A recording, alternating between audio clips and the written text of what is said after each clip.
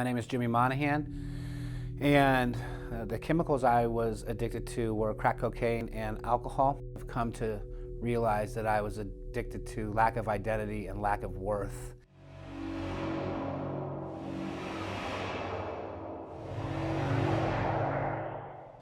First thing I used was alcohol, weed, and cigarettes. I was 7 years old, and my babysitters would get me high and drunk because they thought it was funny how I acted when I was under the influence. What happened after that was it kind of became an escape. I liked the way that I felt. I liked what it did to me. I liked that I could change everything with the ingestion of this. Things in my house sucked and were crazy, and I could escape with those. You know, I got caught at the first time smoking weed when I was 9. My brother asked my mom why I'd go to jail for smoking funny cigarettes, so nothing really bad happened. The weed in my house just went from the shelf to the cabinets, so I just got a chair and moved up as well. My mom and dad split when I was 9.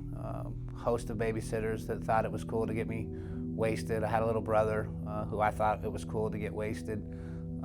So we just echoed this transgenerational curse of alcoholism and addiction in our family.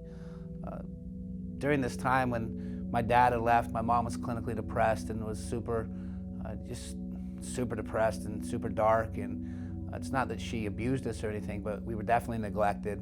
We didn't receive the love that we were supposed to. And at this time, the neighbor was abusing me as well, so I was sexually abused for years as well. When I was in my teens, I really felt this lack of love in my life, and again, I've come to discover that it was lack of identity. So I sought that identity in a bunch of guys that really admired and advocated violence. We got involved with drug trafficking at the gangs, and I was really good in that lifestyle. I was big, I was full of hate, and I could take it out on people on the streets. So I gained status and respect, again, feeding that lack of worth that I had and that lack of identity. I could find myself in things that people said I was, instead of knowing who I truly am. And it worked for a while. I almost died a couple times in fights, and almost died in drunk driving car wrecks, and was just real wild. And right after high school, I moved out, and a little time after that, I realized that I needed to move home. I felt like my life was in danger, and I felt like, I felt out of sorts. And right after I moved home, about 3 weeks after I moved home, my mother committed suicide, and I found her dead in her bed. And that was a tough gig for me.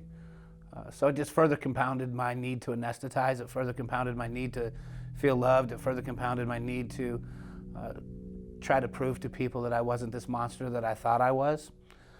One of the ways that I combated this was the old geographical cure. I went to Colorado State University and thought I could recreate life there. One of the things I did do is I went on a liquid diet to honor my mom, because she always wanted me to be thin. I was well over 350 pounds at that time, and I thought that would bring her honor, but I also was bulimic with the little food I would eat. I was bulimic, a behavior I saw at home modeled as normal. And so I lost over 170 pounds, got into a great relationship with a girl. I was gonna marry this girl.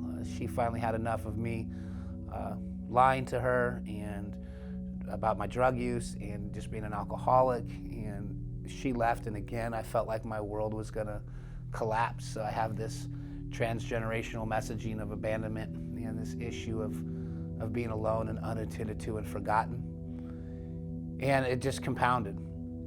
Somehow I got out of Colorado State University. How I did that is still one of the great mysteries of the world.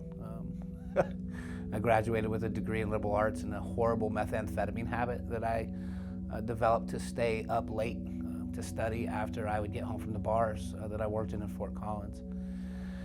When I got home to Denver,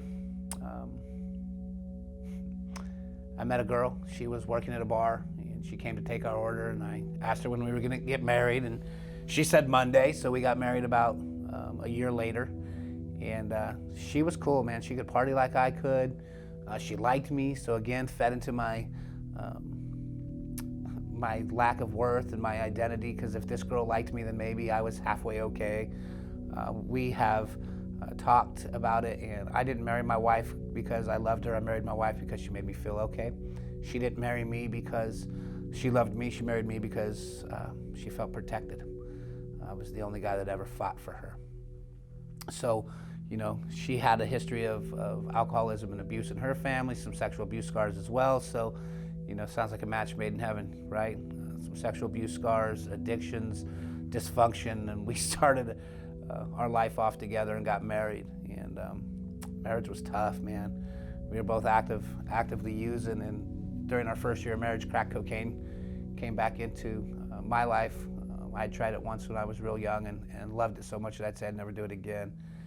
In her life for the first time, and that drug ended up taking both of our lives. We dedicated every dollar, every resource, every ounce of love, every ounce of energy to getting more and more and more, and just life was horrible. I'd bounced in and out of rehabs a couple times, once when I was 20, and then in our first year of marriage, my wife left with another guy to get clean, and he was not a good person, and she did end up getting clean and did end up coming back, and I was in the rooms and wasn't drinking, but I was still smoking crack, and that is a miserable existence, smoking crack and lying to everybody and not drinking. So we got back together under false pretense. She said she was done with drugs and alcohol, so I said the same thing, but I never really meant it. And then we started using daily again. Life really sucked, and she came home one day and told me she was pregnant. And I asked her if it was mine, and she slapped me, deservedly. And I then told her that she was going to have to stop smoking crack and drinking, and I never realized that neither one of us were going to be able to stop smoking crack. She quit drinking for the most part, but we still smoked crack on a daily basis, and it wasn't at the forefront of my mind until she started to show, and then I was crippled and haunted with the reminder that our use was killing that baby inside of her. And it was a horrible, horrible, horrible existence. And her water broke. She was early, super early. She'd been in labor. We didn't know. We were on a 3-day bender, and her water broke, taking a hit. And we rushed to the hospital after taking a couple more hits, and told the doctors that we were in relapse. And the doctors ran some tests, and they knew that we were daily users. So my daughter was born on Easter Sunday, which is kind of a redemption story in its own. Was born Easter Sunday in 2002. So March 31st, 2002, my daughter was born. And I believe God sent me a messenger that day. That little girl saved my life. So when she was born, though, she was about the color of this shirt. She wasn't breathing, and first thought through my head was, oh no, she's dead, and I'm gonna go to jail, and I've got some crack at home, and I better run home and smoke that before I go to prison for the rest of my life for child abuse. And all of a sudden, she took a breath and turned bright pink, and life changed again. So the state of Colorado told us we had to get our lives together, we had to stop using, and I didn't think that I could. I didn't think that that was possible. I thought that we were hopeless, and we tried. We both went to some separate IOPs and some classes. My wife had to do IOP. They just made me go to 2 classes a week, parenting. And we quit smoking crack, but we kept drinking. And at 54 days without crack cocaine, the day before we were supposed to get unsupervised visits with our daughter, my wife and I returned to active use of crack cocaine. And that was miserable. So after a bender, again, calling social services on myself, my moment of clarity came listening to a phone call from my father, who had taken physical custody of my daughter. And he said I was never going to see her date. I was never going to see her go to prom. I was never going to see her graduate high school. I was never going to see her get married or have kids, and I was going to lose her forever. And my clean date is June 12th, 2002. My wife and I went into separate treatment programs. She went into a treatment program for women and their children, and I went into a treatment program for homeless men. And there, I was required to do 3 12-step meetings a week. And I thought, oh my goodness, do you know how many meetings that is? That was a lot of meetings, and I'd been to those meetings before, and they had talked about God, and I wanted nothing to do with God because I thought God had hated me. I thought God had turned his back on me. God had let this man abuse me. God had let my mom kill herself. God had made me a drug addict, and I hated him. But I wanted my daughter back more than I was turned off by God, so I started going to the traditional rooms, and there I heard people talk about happiness and joy, and that they didn't use on when things got bad, and they didn't use when things were good, and they didn't use because it was Tuesday. That life was good because of this power that they had, this higher power, this whatever of their own understanding, and I really wanted that. And so I dove in. I was at service of it was a really high level in Cocaine Anonymous, and really was sponsoring a lot of men and worked the steps myself, and really hidden service, but I was still bulimic. I'd never addressed the issues of not loving myself. I'd really addressed the issues of I'd never addressed the issues of being worthless in my eyes and having no identity, and always thinking that I was this wretched person, not realizing that I was a son of the King. So in about 4 years clean, I came home one night and my wife said, we're going to church. And we had had our second and third daughter by then. The state didn't come to take them, which was awesome because we were clean. But my wife said, we're going to go to church. And I said, okay, I'm not going to go to church because God sucks and he doesn't like me and I don't like him. And we ended up going to church that night. And the message was on emotional and spiritual burnout. And when I walked in, I felt this God-sized hole I'd been trying to fill all those years with drugs, alcohol, sex, food, purging. It was shrunk at once. And I felt this freedom that I'd never felt before. So I wanted more of that. I wanted to figure out what that was. They had a Christ-centered 12-step program called Celebrate Recovery there. And at first, I went to Celebrate Recovery to show them everything I knew about Alcoholics Anonymous and Cocaine Anonymous in the big book, and how hoity-toity and high on the hog I was when it came to recovery, and I was really dying inside. And I had some people come around me that created an intentional fellowship with me, that were deliberate and intentional about loving me, because they knew I couldn't love myself. They knew I wasn't capable of that yet. And I worked the steps of Celebrate Recovery, the 12 steps, and I worked the 8 principles, and I was at this place to where I needed to have total surrender. You know, we get it so confused because we hear this just say no message. It's just say no, just say no, just say no. And I think that message is fatal, because I think that the real freedom is found in just say yes.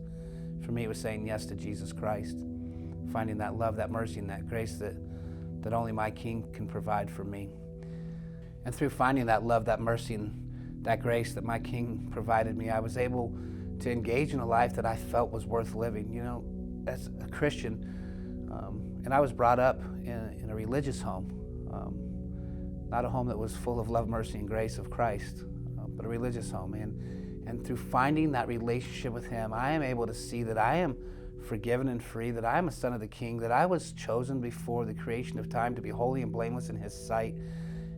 There was this freedom that I found, a freedom to live a life worth living. And I hear so many times Christians say that they don't have a life worth living, that they don't deserve the life that they have. That is true. We don't deserve the life that we live. We deserve what Christ took on the cross. But if I don't live a life worth living, then I deny the work that Jesus did for me on the cross. If I don't live a life worth living, I deny his death, and therefore I deny the life that he brings me. And that's just not a place that I can be. It's not a place that I want to live. And through finding that freedom, I've been able to do amazing things like look myself in the eye when I shave. I've been able to do amazing things like be a really good husband, be a really good father, be a really good man. I've been able to do things that people said I would never be able to do, because I was always told I was only going to be a convict or dead. And you know what? I was both. I was like the Walking Dead, and I was a convict because I was in a prison of self-hatred and self-confinement. And now I have this freedom, and through that freedom, I was able to go back to school. I was able to get a clinical master's degree in counseling psychology. I was able to help start high schools. I was able to pour into young people's lives. I was able to open counseling clinics. But most of all, I'm able to walk with my head held high, as Scripture tells me to do. The Word says, don't shuffle along with your eyes to the ground, absorbed with what's right in front of you, but look up to where Christ is, because that's where the action is. I'm able to be a participant in life. I'm able to experience a life that's worth living. I'm able to see myself as a son of the King, and the King has set me free. And my call to action would be, if you're struggling with an addiction, if you're struggling with any hurt, hang-up, or habit, get help. Be courageous enough, be vulnerable enough to open up your life to others so they can walk alongside of you and help you find that love, that mercy, that grace, and that freedom that I have found in Jesus.